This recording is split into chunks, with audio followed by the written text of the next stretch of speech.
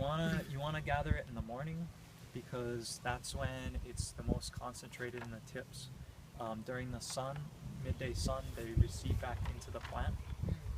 So grabbing them in the morning, right when it's full and juicy, the best time to gather it is right after full moon during the La'au days, where the sun and the moon are both in the sky in the early morning. And that makes all those juices come up into the plant. You can gather it from there, and you know the more juice and enzymes that are in here that you collect, the better.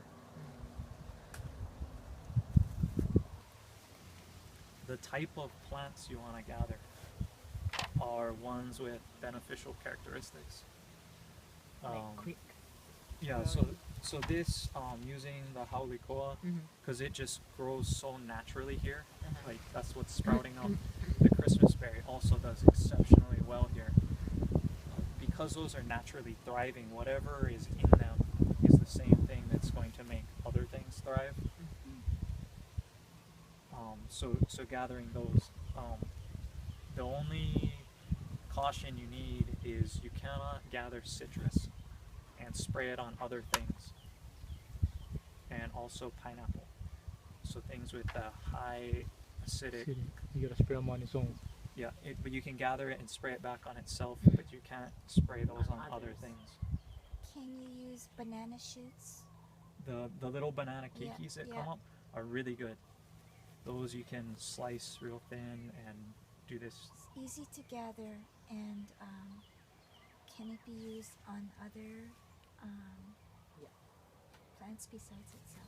Yep.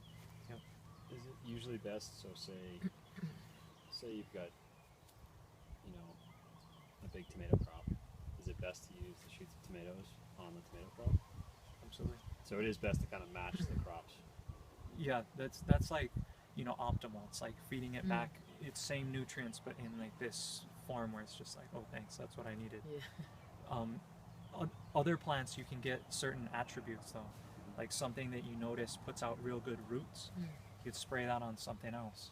Or earlier I was saying, you know, take a bamboo which grows real fast, take those shoots and then put it on a koa tree which grows slow. And so you can take quick growing attributes and bring those over to slow growing things too. Wall or taro. Yeah. Seeing Can you use it in the reverse way kind of? Can you use really slow growing like tree shoots and use them on say a lettuce crop to keep it from growing the seed as fast? Is that, can you like do like the reverse kind of growth regulation with it? No bolt there. Yeah. Yeah, I mean, Good question. Yeah. Good question. No one's Most ever asked time me you that look before. for going faster, that's why not slowing them down. Well, I guess not like growing more, but because controlling when it goes to seed would be really Tamaraya when you shoot fast. yeah. Yes, and you don't get them all at the same time. So Yeah. that's interesting. Can experiment. Experiment with it. Yeah. So would it work for kalo and ulu, something that is a tuber and a top of a big tree? Can I use the same thing?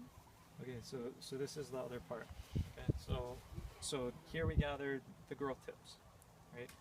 This is going to encourage it to put out growing tips. Like if I spray it on this tree, it's going to want to do more growth. Earlier, someone gathered some flowers and made it out of flowers. When I spray this on the plant, it's going to want to make it go and flower more. If I gather the fruits and do this same process, which fruits you can mix up to 3. In the plants it's only 1, but the fruits you can do 3. You can then put that fruit onto something, and when it's fruiting it's going to go in. So does that like growth tips to make it grow in the tips, flowering things to make it flower, like you make it from banana flower is an easy one. Could I use a kalo corm for kalo?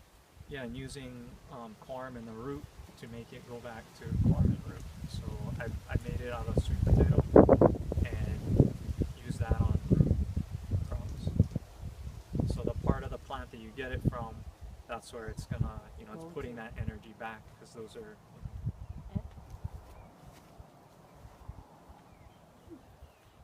And is it kind of like, so, you know, when you air layer, right, you have all these hormones in the tips that you make your girdle, and you're stopping the hormones from going back, so it causes rooting, right? Because there's a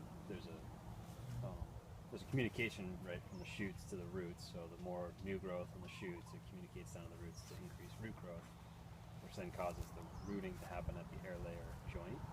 So are you just basically trapping, you're basically breaking that communication line when you take these shoots and then you have all these new hormones? Is that kind of how this works? Because you have the hormones in the tips. you know, they're in there, and then you're just grabbing them Yeah. and then And then spraying them elsewhere. making them water soluble, and then spraying it onto another plant. Gotcha. Just absorbs it. So question So, for you. sorry, just to finish with Bart's question. So, let's just say it's the shoots. So, wouldn't it stimulate both the full plant growth? I mean, because if it's stimulating the plant's growth, because it's shoots, so it's heading out, that message for heading down at the same time, I mean, it wouldn't disrupt that, would it? Because it's not just going to. No, not with these. Not with these. Like the plant will put it where it wants to. Yeah. Like, and it's just gonna Okay. Just make it easier for the plant Right, versus like make the plant do something unusual. Right. So if I took the flower from the end of the banana, Yeah. Yeah. yeah. Good. So you cut that up and you make it, and what is that for? Flower, That's the a- hard, that's the hard flower. part. You can do Yeah, the yeah, same the hard part. same Yeah. process we're gonna do here Uh-huh. today. Do it with that, Uh-huh. and then when like you want something, you see it's flowering, spray that on. It's gonna put out better flowers. So that's not the FPJ, that's the other one. It's a fermented flower juice. FFJ. Yeah. Okay, okay. There's the That's the one we're doing. Right? shoot, the Yeah. plant food, the roots, Right. the yeah, Right, yeah. yeah. Okay, cool. Something about combining food. So when you're doing it with fruits, you can combine 3. Different. So one of the classic ones is banana, squash, and papaya. And you do it with the actual fruit itself, The whole fruits, Okay. right? not the shoots. If it's less ripe, what you're gonna do is help more in that crossover stage, that thing I was talking about last night, where the plant gets pregnant. If you do unripe fruit, it's gonna really help in that. If you use ripe fruit, it's gonna help when you want ripe fruit. Help more sugars aggregate in your fruits and help that. So unripe fruit helps in that right The when pregnant your stage. yeah, right when your thing is going from flower Remember to the putting girl out that fruit. was pregnant? Yeah. It's like the crossover or something you said, yeah? Yeah, It goes from changing that over. flower into the So actual the rape flower. would go by, you would do the rape for the taste of your finished product of a banana, and the green would be, The pregnant. so when ready for her now, the thing is big. You choke banana, man. Yeah, we make big fat on a banana. So, let's see here. Should probably just demonstrate with someone as well. Which material? I want Make to it use. charred. Yeah, I'm gonna. I have Christmas berry. Okay, yeah. Let me demonstrate with the Christmas berry, because that's what I did earlier. 'Cause this is kind of a medium thing. This one's a little bit harder to see the action that's gonna happen. So I'm gonna do it with this just as a demonstration. So,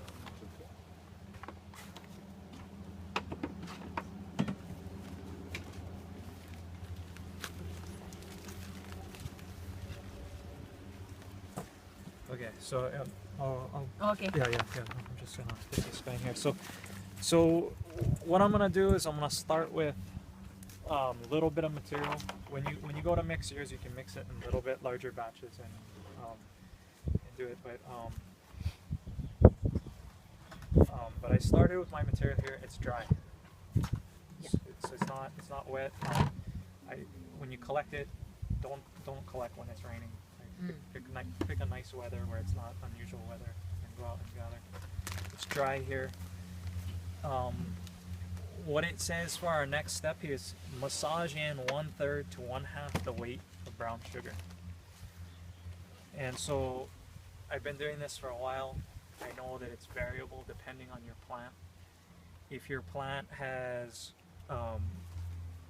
is more is sweeter, you're gonna need more sugar. But what I want to show you here is start with this, and I'm just gonna add a little bit of sugar in here, and what I'm gonna try to show you guys is how to eyeball it, so you know when you got enough sugar in here. So I'm gonna start intentionally with too little bit, just to kind of show you that I'm gonna need to add more. So I'm gonna start massaging it in, loaming it. You can get into the thing. You're not trying to grind it and shred it apart and rip it, but I am trying to kind of put some force into it to kind of bruise it up a little bit and get it so that it can absorb. But the main action, what I'm doing here is actually rolling, because what I'm trying to do is all the sugar accumulates over here, and I'm trying to just roll it up onto the things and get the sugar on it. And so if I look at it right now, I can see lots of open leaf, right? Can see there's some sugar on there, right? Starting to stick to my leaves, some, but mostly open leaf. So and if I stir it, you know, there's not a bunch at the bottom. So I'm not, you know, so looking at this, I know I need more because there's plenty leaf surface that's not coated. Like, look at that. It's just looks like it came off the tree. So I'm gonna take more sugar and put it on, and again, kind of rolling it, kind of working it, and massaging it a little bit. And what this is doing is just getting the sugar all over it, pressing it on there nice.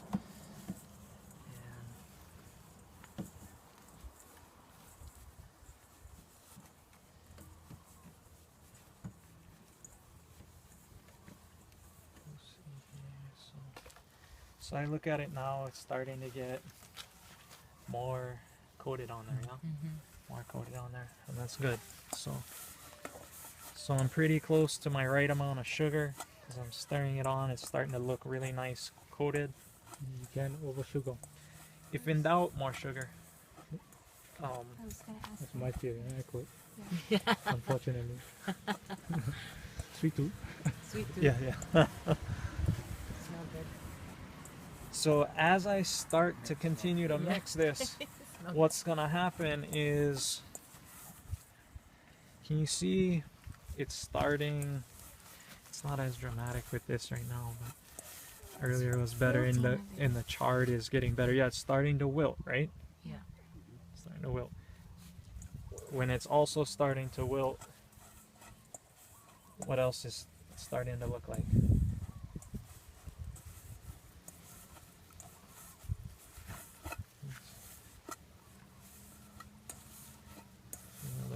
Something else going on there. The quantity is decreasing. It's condensing. What is observation on my leaf? How's my leaf look? It's really coated.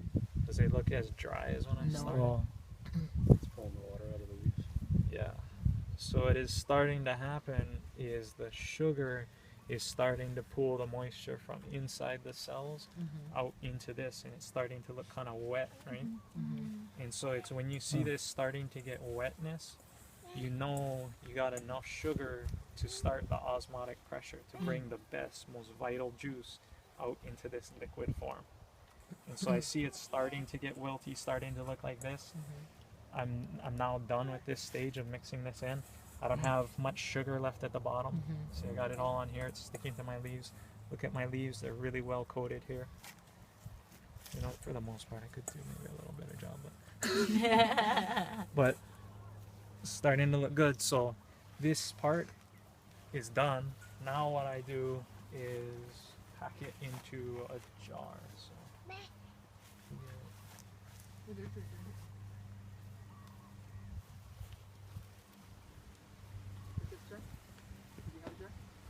just, yeah, whoever's on this side, and then I'll get it started here.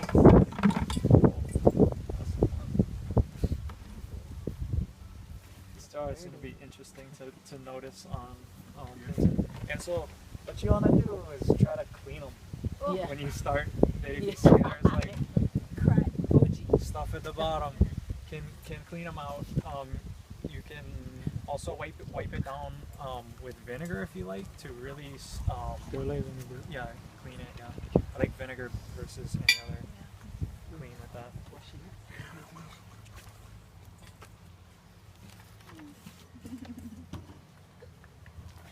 Together, I mean you can keep it going, but this is like a Yeah. So you're better off taking the waste, composting it, and then spraying this on the compost, yeah. and inoculating the compost with it. Yeah. Okay, and so the longer I wait with this, the more liquidy it starts to get. just because the more, once I breach that osmotic barrier, now more and more liquid's gonna come across into the sugar and saturate it. So I'm gonna take this and pack it into the jar, and then the key is to really smush your material down, which with this little bit of material it's hard to really smush it down, but really get all the airspace out. That if you look at these, you know, they did a really good job getting the air out of there. And what I'm going to do here is to fill, like most of us gathered enough material to do this, but you're optimally trying to fill the container 2/3 up. Reason you do that is because 2/3 is really ingrained in nature. It's the golden ratio, the golden number. If you study that, it's everywhere, and 2/3 approximates that really well. So you got 2/3 of material, but then you also have your air up here, which is going to exchange just subtle gases. That's how the microbes talk to each other, is with this airspace up here. And so It's not gonna rise. you can also take a rock and put it on top to keep it from rising up. Clean rock, yeah. Yeah.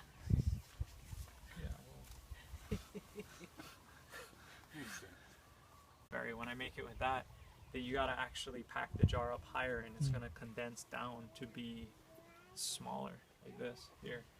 Whereas you see the chard and the hono didn't do that, and the avocado didn't do that either.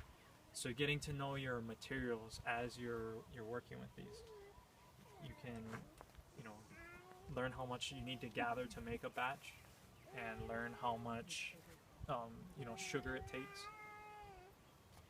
And earlier it was mentioned too that you can throw a pinch of salt in, and salt can be up to 10% of your fermentation to create a stronger osmotic pressure without ruining your fermentation. So you can get more juice out. Because it will dehydrate. It will draw water out quickly. Yeah, salt is even stronger at osmosis. 10% of My sugar, so 90, like of the sugar I was gonna use, which was half the weight, 90% of it would be sugar, 10% of that would be salt. do you do that? No, I don't usually use salt. It's sugar is what I. So if it starts to go down, can you add, in one day, can you add more that day, or do you just leave it? Yeah, you can add more that day. That's, yeah. We should probably just combine these. Guys together. Well, yeah. It's fine. Okay. Yeah. So. When should I just leave it alone? I would tend to want to make installments over a week. It's going down, and or After, within the first 12 to 24 hours is your, like, That's it. yeah, don't keep adding because you're going to affect that later fermentation.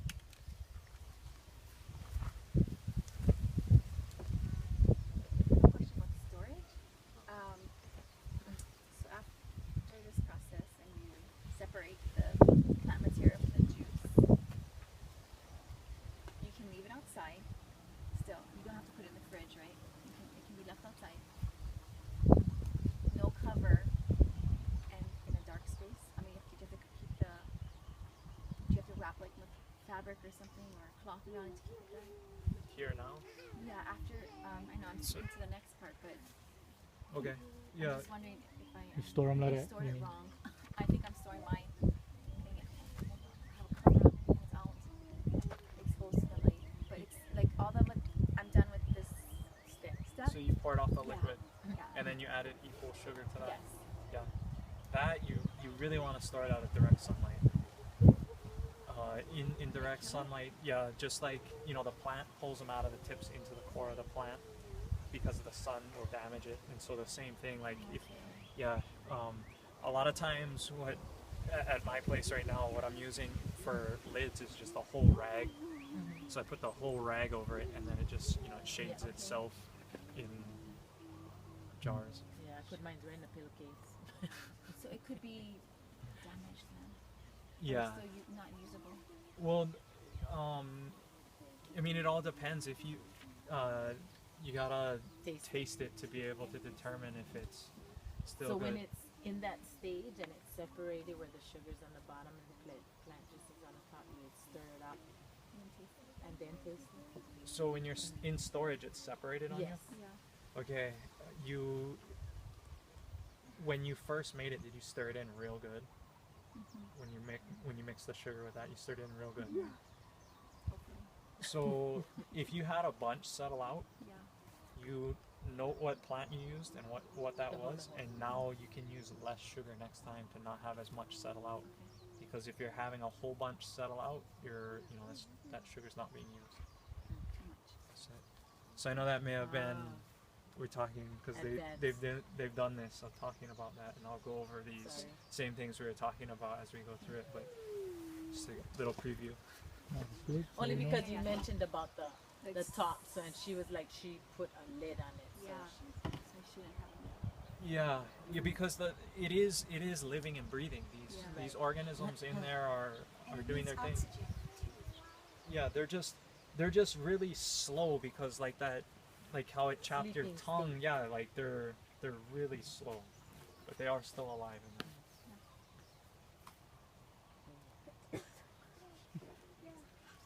So you could store them as is like that with that kind cheese Lid. cheesecloth Yeah. oil. You could store them like that, yeah. just keeping the stuff out. Yeah. Yeah. I mean, yeah. Like I said, I just use rags. Right. Okay. Even store 'em and then put a brown paper bag around it, or over it so that the sunlight's not hitting it. Okay, so we're up to packing this into the jar, get it up to 2/3. I'm just gonna go magic. Wish couldn't do this the first class, but so what's happened in here, and this will happen with yours too, maybe not immediately when you pack it in, like this is still dry, but this liquid will come out, and over the next 3 to 7 days the liquid's going to emerge, and then the microorganisms that were living on that plant matter that were on the skin, they're designed to break down that plant matter.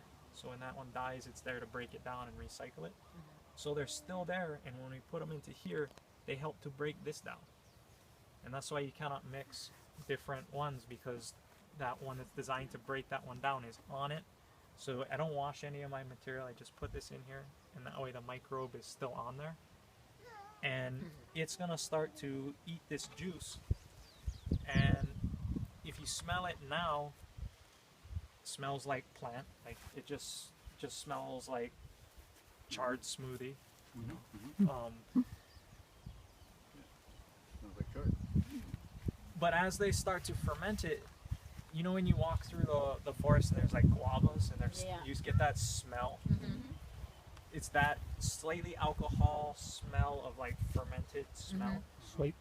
Yeah, yeah, right. All the bugs are here. Happy bugs. But that same smell will happen from your liquid. So you get that same fermented, slightly alcohol smell, and it may be a little bit different with something like chard, but you get that same type of alcohol smell. And that's when you know that they've created the alcohol, and they've taken this liquid, and they've now made it water soluble and bound it with alcohol. So when I spray it onto the plant, it immediately goes into the plant cells. It's digested right here. It's you know, it's The stomach outside of something, yeah. external stomach. Yeah, right there here. you go. Yeah. And so it's already digested for them. That's why it's also, again, you dilute it a lot, 1 to 500, because it's already digested. They don't have to deal with any, it's just the best stuff. What would be a sample of 1 to 500 as far as cups and teaspoons kind of thing? So here it's 6.5 ounces, or in 25 gallons. 25 gallons. So 6 ounces into 25 gallons, or it's a quarter ounce into 1 gallon. Quarter ounce. That's good to know. Yeah. 1 ounce to 4 gallons. So how, Oh, it's how on there. much of the concentrate will you get out of like that size jar?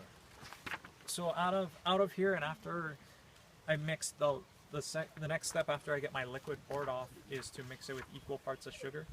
And once I've done that, I usually get about, like, out of this I'll get that much.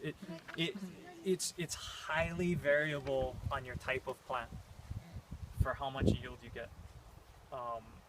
Like this chard, it already put out so much juice compared to the Christmas berry. Because it's kind of watery, yeah? Yeah. Chard, Yeah. compared to some of the drier stuff like the coa, If Christmas berry. If I would use a banana stalk or a leaf, it would have a lot of liquid. Oh, I would use the Cakey. keiki. Yeah. The Water keikis. The keiki meaning the, Just those little spears that come up near the bottom. Like, so there's two parts of the keiki. There's the leaf area and the stem area. Just use the leaf area. all that entire keiki, you can cut it into small pieces and mix it like this. That entire thing, the corn, the root, it's all filled with just like really good growing juice. That's amazing. But you would dig out the whole keiki, the root, everything. Yeah, because it's not gonna grow after you whack it like that. I mean, maybe, but yeah, just the small, like when they're tiny Yeah. little spears coming up. So say you're trying to spray this every week.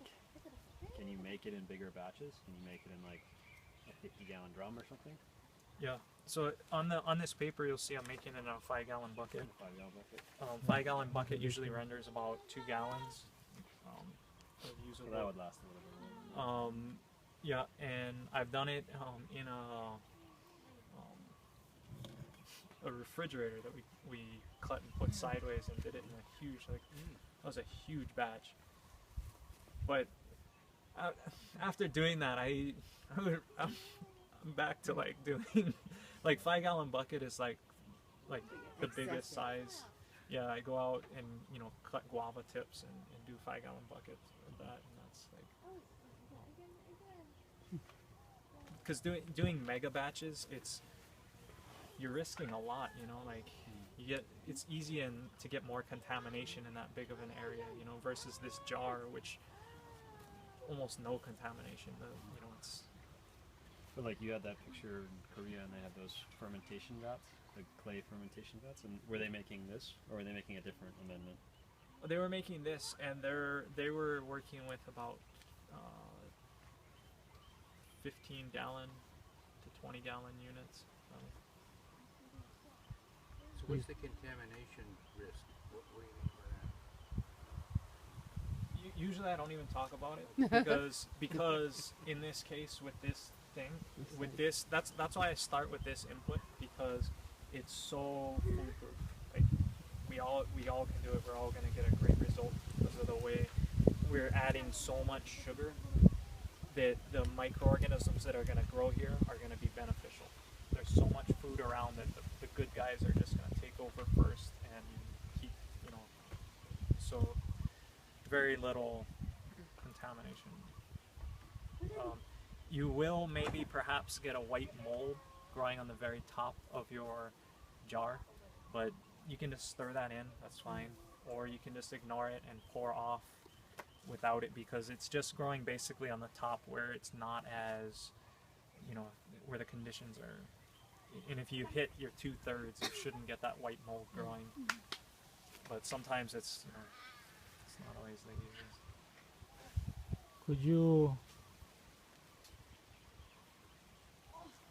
Could you feed that through your irrigation line and shoot that in instead of doing Oala for Kalo or the Kalo for Kalo, and instead of spraying, I can just feed that in my line and shoot them through that way?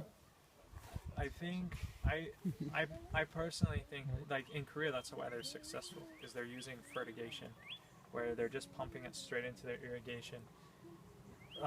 Because it's so easy. You just set this thing up. It sucks it up at the right dose and it puts it out there, and you're irrigating anyway, so you may as well be feeding while you're irrigating.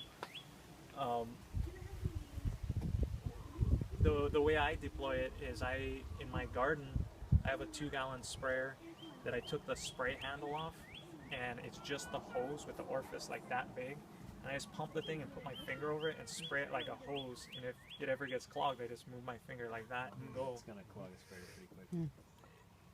Not, but I'm putting other things in there with this. This liquid, this here, won't clog your sprayer. No way.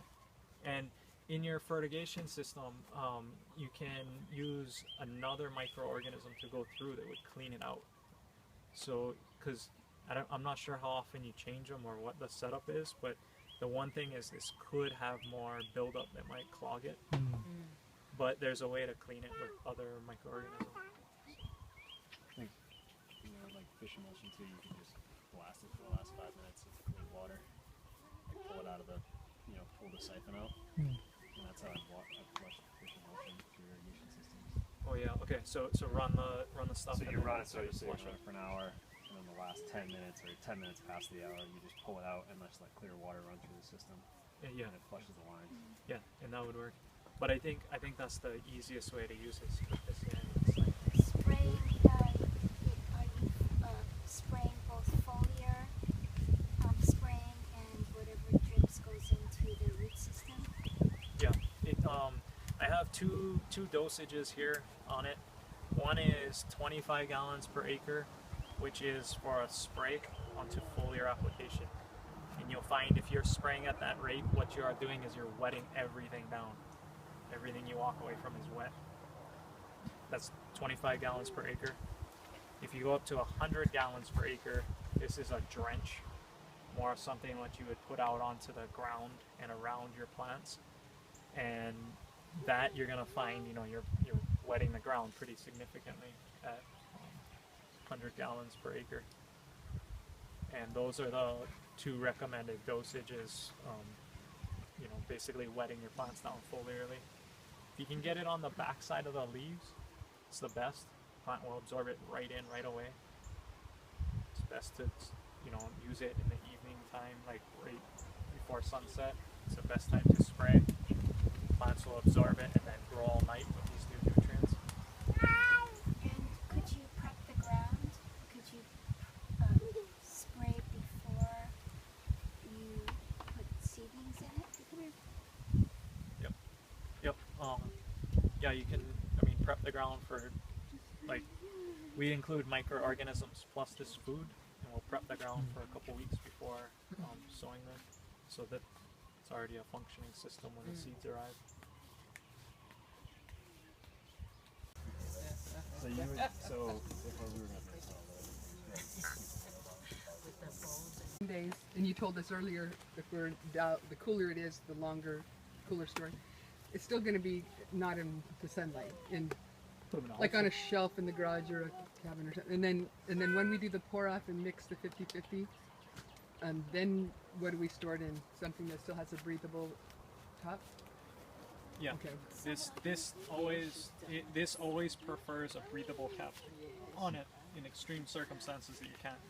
But it's alive and living. And then it's alive for would last 3 months, 6 months. How? This stuff will last years Years. if Okay. you store it in, you know, good conditions. So Be a you've bottle, talked- napkin, rubber band. You've talked about the liquid, but what about will it keep making more liquid, Once No, you poured it off, what do you do with that? So the solids that are left over, you can compost them. They make great animal feeds usually. And you can also fill back up with water to create vinegars. So as high as the fat matter is, you just fill up. Yeah, that will definitely make up. How long after? Vinegars, if you add a mother into it, it'll take about 2 weeks. If you don't, it takes about 3 months. So adding a mother would be some of that liquid. Some of the brags, the sediment at the bottom of the brags, adding that into your new thing you're trying to make. You're not talking about a kombucha mother. No, just for the vinegar. Yeah. We're talking about the vinegar. Kombucha mother is similar, but kombucha is tuned towards eating caffeine. Okay. Oh yeah. So when you're talking about a mother, you're talking about A SCOBY, which is that, but it, But it comes from the vinegar. yeah, but from one that's making vinegar as opposed to kombucha, which is used to eating that caffeine. okay. Green tea. Alrighty. So unless we're talking about when my scoby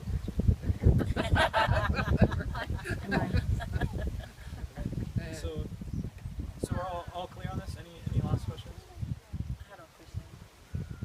So what was I gonna say? Okay, so when you're measuring, the equal amounts of brown sugar, like you were saying, is it like packed brown sugar? So what I do Okay. is I put my liquid in there first. And I like to use these jars and I'll just fill it up half with my liquid first. And then I start adding my brown sugar in the top and that liquid will rise until it's twice. Okay. And then I know I've got, Equal amounts. yeah, and Gotcha. that's from Okay, that's a good bit. Archimedes. Yay. Then you mix that all up. Yeah, then once you mix the sugar and stir it in really well because you want Like you want it all to that dissolve. juice to dissolve and get mixed and turn into that syrup. There's nothing about using a wooden spoon versus a metal whisker or anything. Wooden's Doesn't always better. Huh? The Wooden wooden is spoon always is better, better. yeah. Okay. And then I is mean, it ready? Does it have to set again, or is it ready to go right then? You're mixing in the sugar just to preserve it, so it's already ready to go. You're just preserving it. Right. So And would that's you, all. Oh, sorry. Go ahead. would you put this before you spray it? Is it best to run it through an aerator, like a compost tea aeration for overnight, and then get your dilution already, or is it just mix it and spray it? Just mixing and spraying, it'll be immediately bioavailable. If you're bubbling it ahead of time, you're just gonna enhance that biology that's in there. So a lot of times when I'm making a compost tea, this juice will be part of the compost tea. I'll bubble it, and then when it's ready, I'll add more of it in because I want it as that. So it feeds my biology, but then I also add it for my plants. Yep. And the example that Liz gave at the beginning was she had too much sugar. That's why it separated. Yeah. So if you're doing this second preservation step and you're adding that equal parts of sugar in, you'll notice different plants need more or less sugar depending on how liquidy they are. And so if you're getting like a band of sugar down at the bottom, reduce the amount of sugar you're adding next time for your preservation step. And that's a real variable, but so I tell you equal parts, I know you get enough. Because if you add equal parts, you will have enough. And you'll have some settle out, but not much. And it's not ruined if it settles out. No. You could still use it. Yeah, and in fact, a lot of times when I get too much settle out in my jar, then the next time I go to make that, and I use all this up, the next time I go to make it, I just refill that same jar and stir it in, and then add more sugar.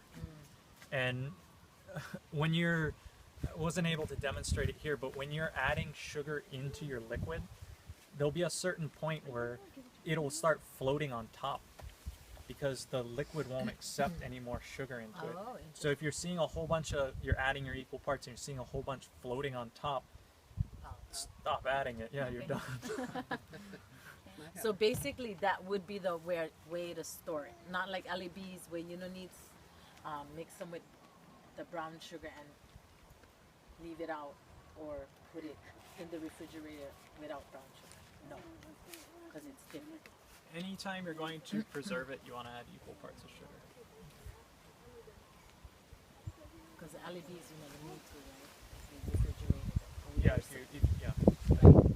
But you don't do the same thing. You would do the sugar and steam it out. Yeah. Just Thank you. Okay. It was a great Well, thank you. class. Thanks Thank for you. coming over. Yeah. Yeah. Thank you. thank you very much.